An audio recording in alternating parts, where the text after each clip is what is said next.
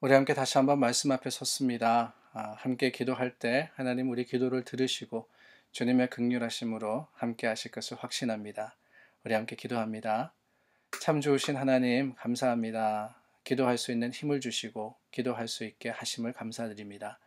그렇습니다. 세상의 여러 가지 어려움과 아픔 속에서도 주님을 따라 하나님 말씀대로 행하는 자들에게 기도의 능력을 주셨으니 그 기도의 능력이 아름다운 고백이 되고 또한 오늘 하루 우리 삶의 승리가 될 수 있도록 도와주시옵소서. 주님께 맡깁니다. 하나님 우리를 인도하여 주시고 함께 동행하여 주시옵소서. 예수 그리스도 이름으로 기도드립니다. 아멘.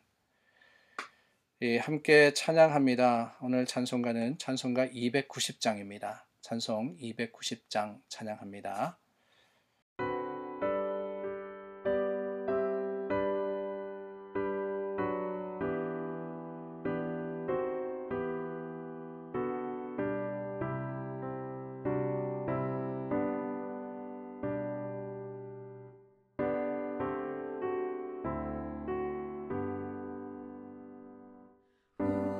우리는 주님을 늘 배반하나 내 주 예수 여전히 날 부르사 그 참 되신 사랑을 베푸시나니 내 형제여 주님을 못 따르라 주 널 위해 비네 주 널 위해 비네 주 널 위해 비네 항상 미시네 주께서 풍성한 은혜를 내려 내 영혼이 나날이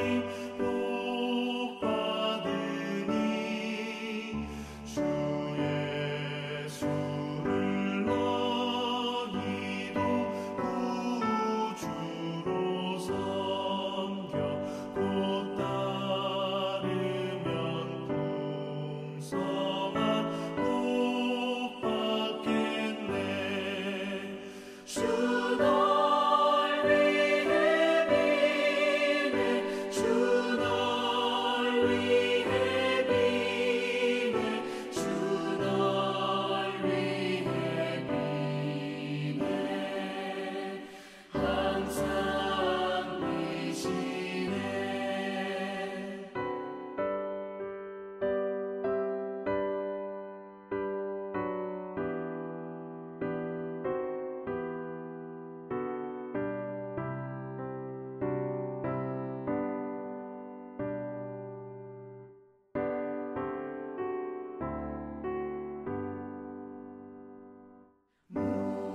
무거운 짐 지고 애타는 인생 주 예수께 돌아와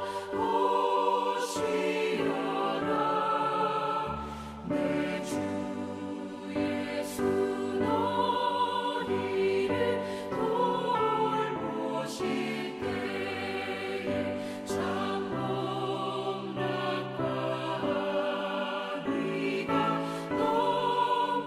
넘치겠네 주 널 위해 비네 주 널 위해 비네 주 널 위해 비네 항상 미시네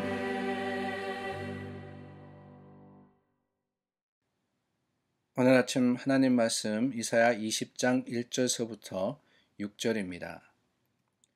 아수르의 사르곤 왕이 다르단을 아스돗으로 보내매 그가 와서 아스돗을 쳐서 취하던 해니라. 그때 여호와께서 아모스의 아들 이사야에게 말씀하여 이르시되 갈지어다 내 허리에서 배를 끄르고 내 발에서 신을 벗을지니라 하시매 그가 그대로 하여 벗은 몸과 벗은 발로 다니니라.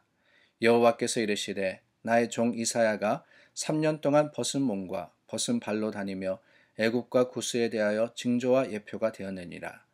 이와 같이 애굽의 포로와 구스에 사로잡힌 자가 아수르 왕에게 끌려갈 때에 젊은 자나 늙은 자가 다 벗은 몸과 벗은 발로 볼기까지 드러내어 애굽의 수치를 보이리니 그들이 바라던 구스와 자랑하던 애굽으로 말미암아 그들이 놀라고 부끄러워할 것이라.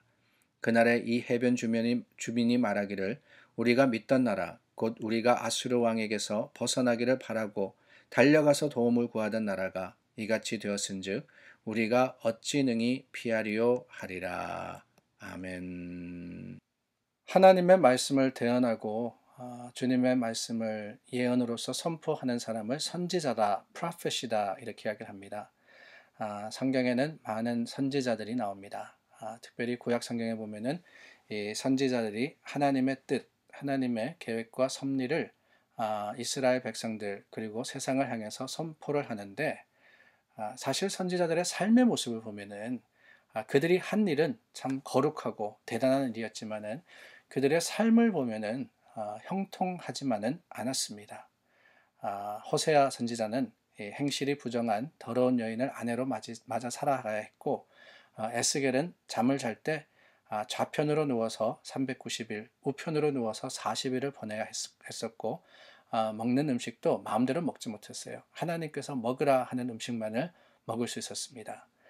참 힘들고 어려운 고난과 수행의 길을 가면서 하나님의 뜻을 전해야 했던 것, 그들의 사명이었습니다.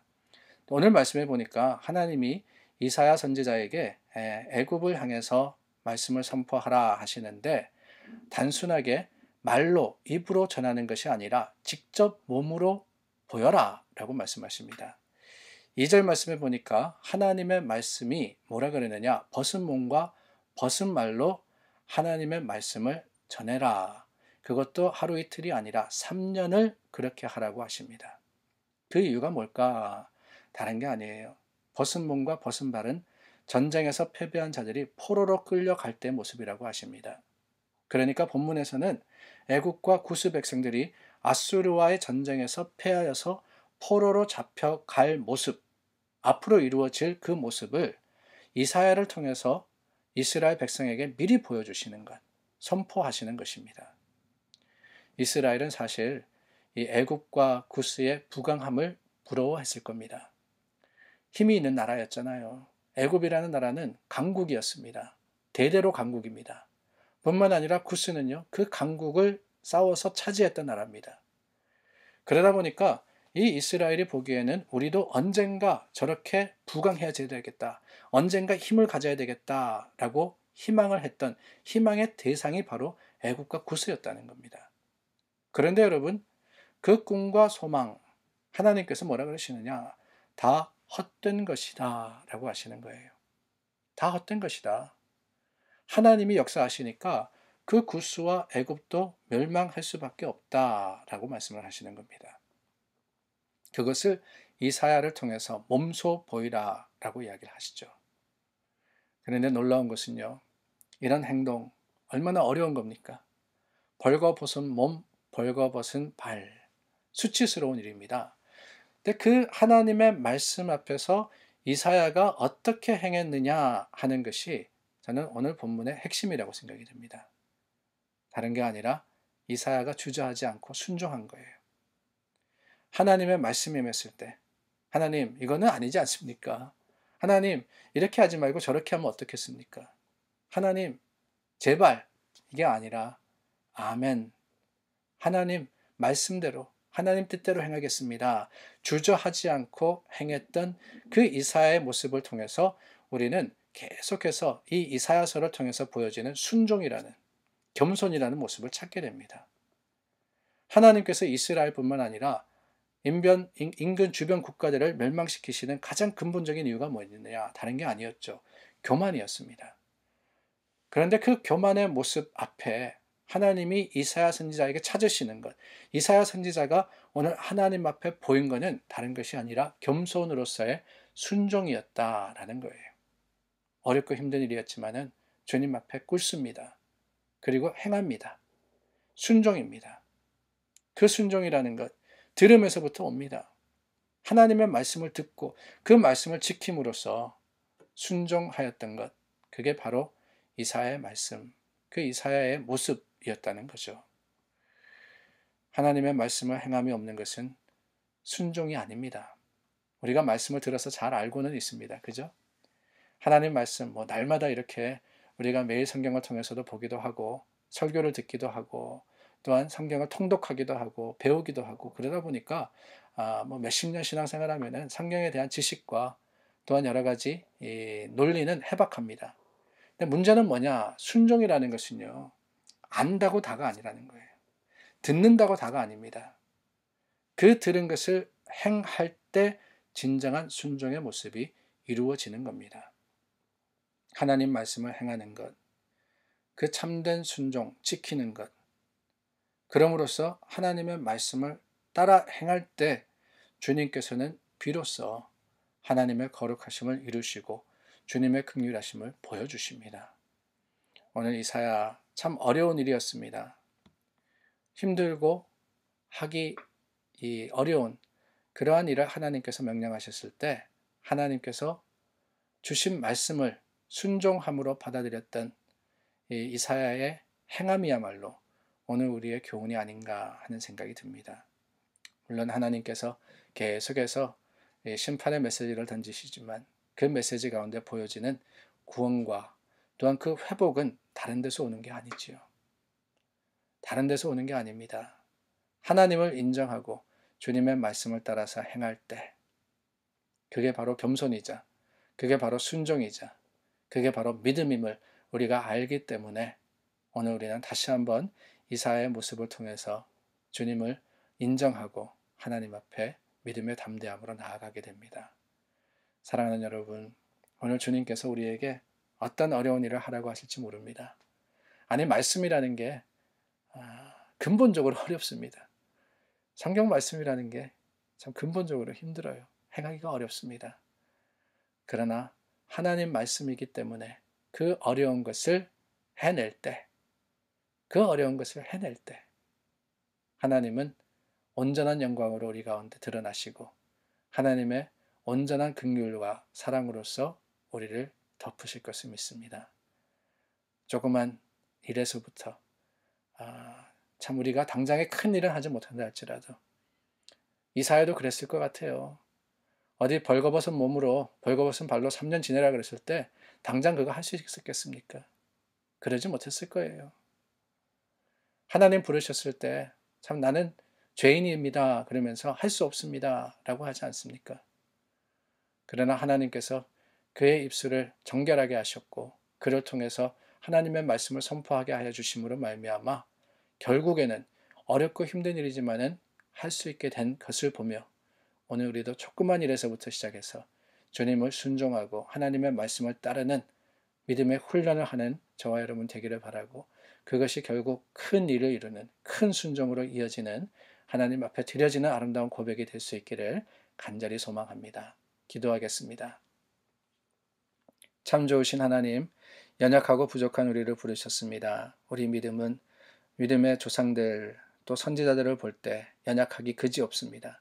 그러나 주님, 우리도 오늘 하나님의 말씀 안에서 조금씩 작은 것이나마 순종할 때 하나님께서 더 큰 사명과 더 큰 능력으로서 채워주실 것을 확신합니다.